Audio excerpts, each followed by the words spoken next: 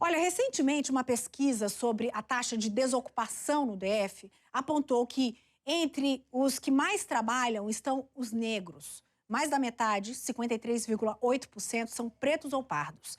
Mas apenas 30% ocupam cargos mais altos. A questão econômica ainda é considerada um dos entraves para a melhor condição de igualdade para a população negra. A gente vai acompanhar isso agora na reportagem da Érica Blaine. Presta atenção. Os estudos mais recentes do IBGE mostram quase 60% dos brasileiros se declaram pardos ou pretos. Ou seja, somos a maioria da população.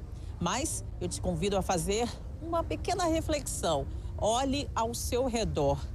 Quantos na sua empresa onde você trabalha ocupam aquele cargo mais cobiçado, com os salários mais altos? E ainda tenho mais uma pergunta. Qual é a taxa de pessoas empregadas entre a população preta?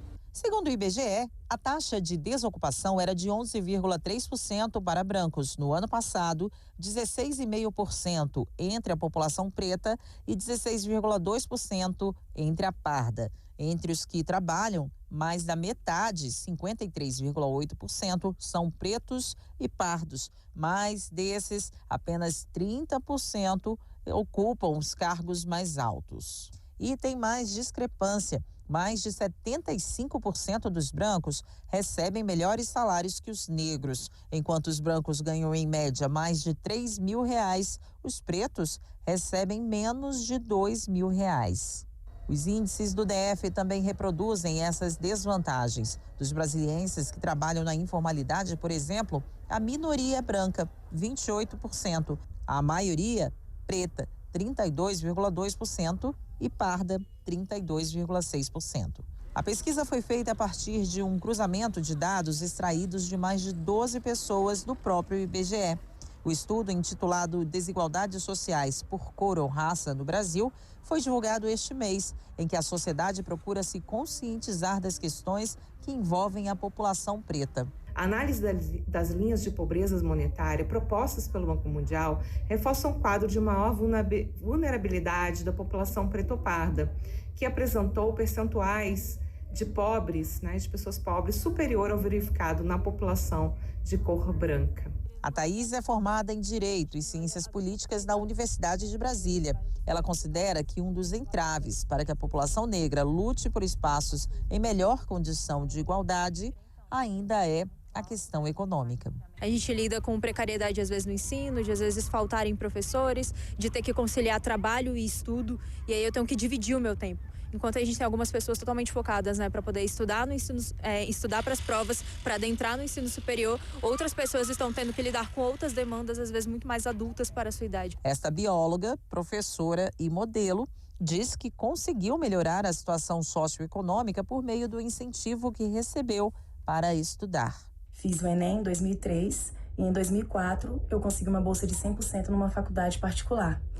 Eu digo que esse momento foi o início da transformação da minha vida, porque eu sempre quis ser professora. O sistema de cotas ele é imprescindível, ele é uma política pública necessária para que a população negra possa ingressar, possa ter uma graduação, possa diminuir a desigualdade que existe, desigualdade educacional, desigualdade socioeconômica.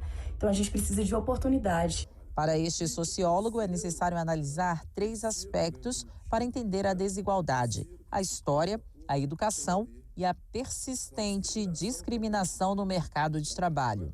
Não é só porque os negros não estão em desvantagem, só porque saem de posições socioeconômicas menos privilegiadas de maneira geral e porque obtêm níveis educacionais também menores de maneira geral.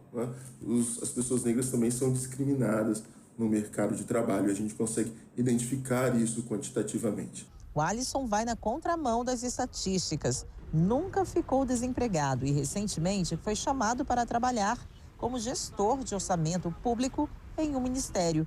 Mas ele sabe que ainda é exceção. A competência e o profissionalismo, então a gente consegue conquistar o nosso espaço. Não é porque a gente tem uma cor de pele diferente que a gente precisa se vitimizar. Então a gente tem que pegar e provar que a gente pode ser maior do que o que está sendo dito na mídia e no nosso meio, né, ao nosso redor. Para ele, o mais importante é conhecer a realidade da desigualdade enfrentada pelo negro, mas jamais se submeter a ela. O preconceito hoje, ele existe. Não vou dizer que o preconceito não existe, ele existe muito. E agora, com as redes sociais, as pessoas se sentem na liberdade de poder chegar a você e te xingar pelo fato de você ter uma coisa diferente do que eles têm. Então, as pessoas se sentem na liberdade de poder te agredir verbalmente.